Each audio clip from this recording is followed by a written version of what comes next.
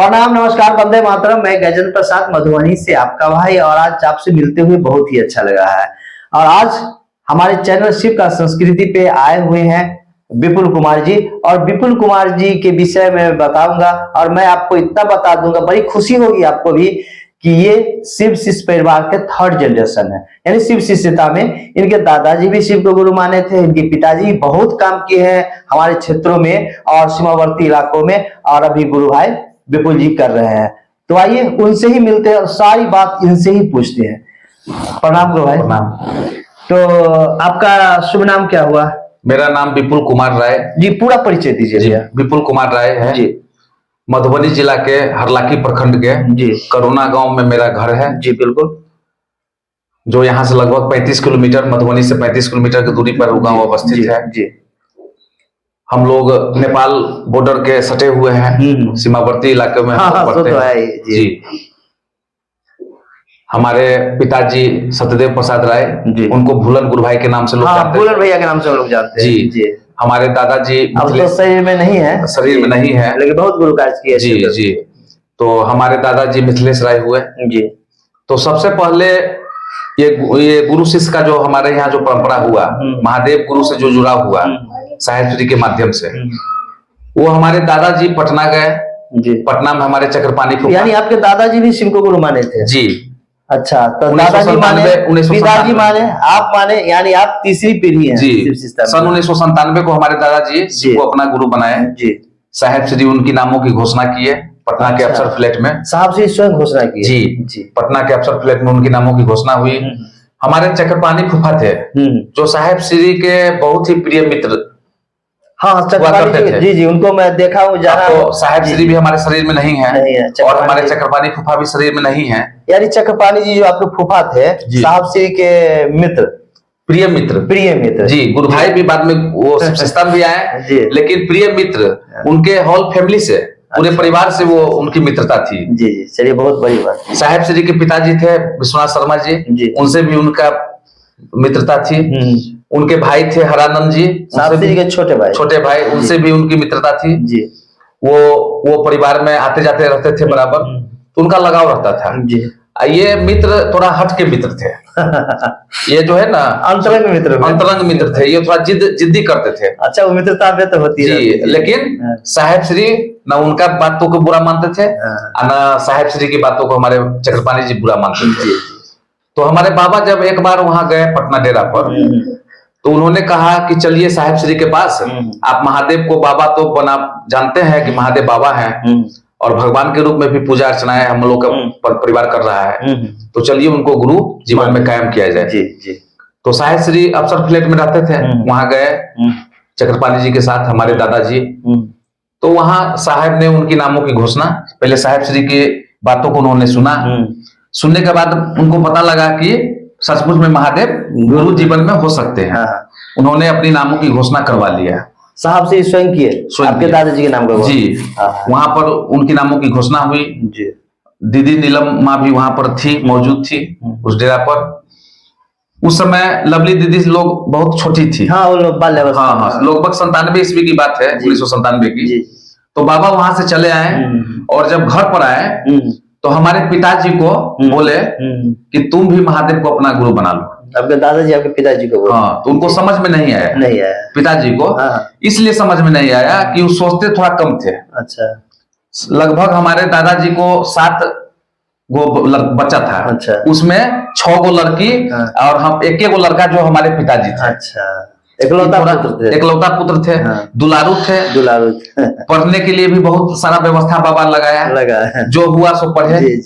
अंततः देखिए कि आना वहीं पड़ता है जहां पर जिस परमात्मा ने भेजा है, वहीं पर पहुंचना पड़ता है। बिल्कुल। वही हमारे साहेब श्री के पिताजी विश्वनाथ शर्मा जी, जब पिताजी को पढ़ते जब पढ़ने में मन नहीं लगा, तब विश्वनाथ शर्मा जी उस समय शिक्षा विभाग के डायरेक्टर थे, और वो बजरहिया सिवान से हमारे पिताजी को ट्रेनिंग करवाए। अच्छा। टीचर ट्रेनिंग करवाए। अच्छा। वही यानी साहब श्री के पिताजी आपके गांव भी आए हुए? यहाँ भी आए हुए हैं, करुणा भी आए हुए जी। यहाँ पर आके वो रहे हैं 2-4 दिन। अच्छा। सौभाग्य हम लोग को मिला है जी। और साहब श्री भी तो आए हुए, वो भी बताएंगे, बाद में बता रहे हैं। जी, हमको जो पता था। जी। तो साहेब श्री के पिताजी जब देखे कि एकलौता पुत्र है, हाँ, तो इन्होंने अब पढ़ने का उनका मन नहीं लगता था पढ़ने में, तो उन्होंने ट्रेनिंग करवा दिया इनको बजरहिया सिवान से। जो उन्होंने, हमारे पिताजी 16 साल नौकरी भी किए जयनगर प्रखंड में। आज उन्हीं का दिन है, साहेब श्री का दिन है, उनके पिताजी का दिन है। तो हमारे पिताजी यहाँ से पटना गए। जब दादाजी हमारे बन गए हैं, पिताजी पटना गए, फिर चक्रपाणी फूफा के साथ वो साहेब श्री के पास गए। साहेब श्री ने अपने विचारों से उनको प्रगाढ़ किया, अपने विचारों उनको बताए अपने पिताजी को। हाँ, साहेब श्री उनको ऐसा ढंग से समझाने का काम किए कि वो स्वतः उसी क्षण महादेव को अपना गुरु बना जी। जब उन्होंने महादेव को गुरु बना लिया तो हमारे पिताजी का जीवन ही बदल गया जी। मान लीजिए वो एकलौता पुत्र वाला जो रोल होता है, उससे पहले रोल दिखाते थे, थोड़ा बदमाशी उदमाशी करते थे, उनसे पूरा इलाका थरथराता था, डराता था। हाँ, कि भूलन जी के नाम से, सत्यदेव प्रसाद राय नाम है, लेकिन उस भूलन जी के नाम प्रेम से लोग कहते थे जी। लेकिन जब से उन्होंने महादेव को गुरु बनाया, उनमें क्या बदलाव आया और क्या जिज्ञासा आया कि हम महादेव का काम कैसे करें।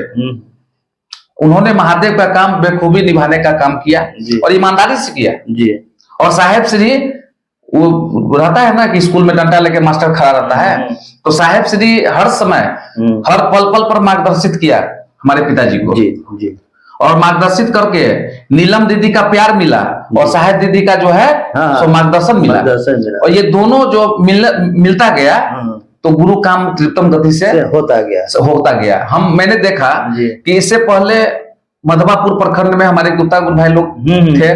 गुप्ता जी, भरत प्रसाद गुप्ता जी, सब बहुत पहले से थे जी। जब हमारे बाबा बनाए उससे पहले उन्होंने अपने नामों की घोषणा करवाई। लेकिन जब से बाबा बनाए उसके बाद हरलाखी प्रखंड, जयनगर प्रखंड, बासोपट्टी प्रखंड, ये प्रखंड सब में एक भी लगभग शिव शिष्य नहीं के बराबर थे। लेकिन हमारे पिताजी साइकिल से, उस समय साइकिल साइकिल से घूम के, पैदल भी जी, पैदल भी, जयनगर प्रखंड हो या बासोपट्टी प्रखंड हो या हरलाखी प्रखंड हो, नेपाल के सीमावर्ती और नेपाल के सीमावर्ती क्षेत्र में भी, नेपाल में भी जाके उन्होंने गुरु कार्य करने का काम किया जी। और साइकिल से उन्होंने, पैदल भी और साइकिल से भी गुरु कार्य किया। और ठंडा का समय आता था तो हवाई चप्पल पर ही मोजा पहनते थे। और समय था लगभग 98-99 की बात है, 2000 ईस्वी की बात है। बिल्कुल। तो ऐसा भी उनको करना पड़ा कि पैसा, शीतलहर से शरीर को सुरक्षित रखना है। पैसा के अभाव में ज्यादा ठंडा लगता है, पैसा के अभाव में, क्योंकि पैसा का कमी था नहीं था, लेकिन सही गुरु जीवन में नहीं थे। तो जब सही गुरु जीवन में आए तो जैसे जैसे दया मिलेगा तो स्थिति और परिस्थितियां बदलती है। लेकिन अभी तो नया था, उस समय अनुभूति भी मिलता था, बराबर अनुभूति मिलती थी, चमत्कार भी मिलता था रंग बिरंग का, क्योंकि साहेब श्री का आशीर्वाद था। तो गुरु का तो किए, हवाई चप्पल पर मोजा पहन के हो या साइकिल से चल के हो। लगभग चर्चा पहले रात को होती थी, तो ये लोग 12 बजे 1 बजे रात में आते थे।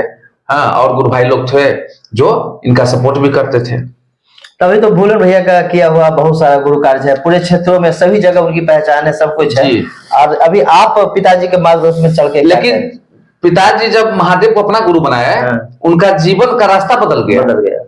तो शिव शिष्टता का तो प्रगाढ़ हुआ, लेकिन उनका जीवन का भी रास्ता बदल गया। बहुत कुछ मिला। जो संपत्ति को भोग नहीं करते थे, वो संपत्ति को भोग करने लगे। अच्छा।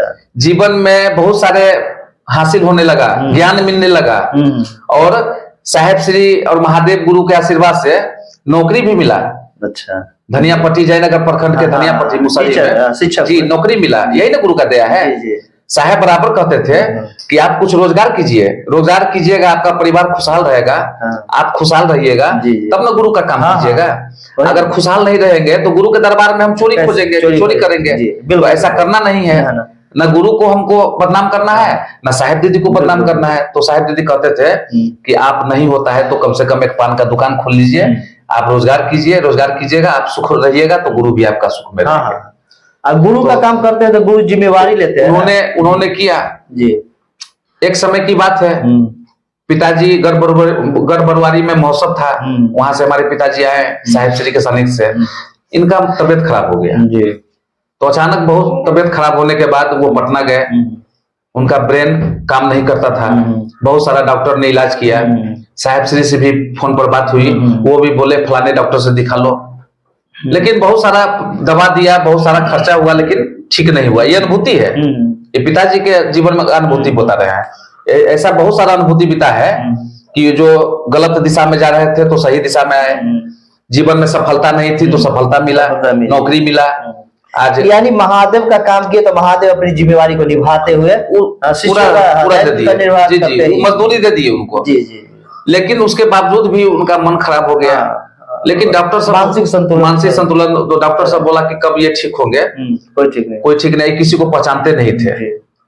तो हमारे चक्रपाणी फूफा गए साहब के पास, पिताजी को लेके हट करने लगे, और साहब श्री वहां बैठे थे, और जिस साहब श्री के सामने हमारे पिताजी आंख नहीं मिलाते थे, वो कहते थे कि वो सूर्य है हमारे साहब, और सूर्य के सामने आंख मिलाएंगे तो मेरा आंख फेल हो जाएगा, इसलिए वो आंख से कभी न ताकते थे और न कभी कोई जिज्ञासा उनसे पूछते थे, आज तक नहीं। उनकी मन की जिज्ञासा साहब खुद पढ़ लेते थे।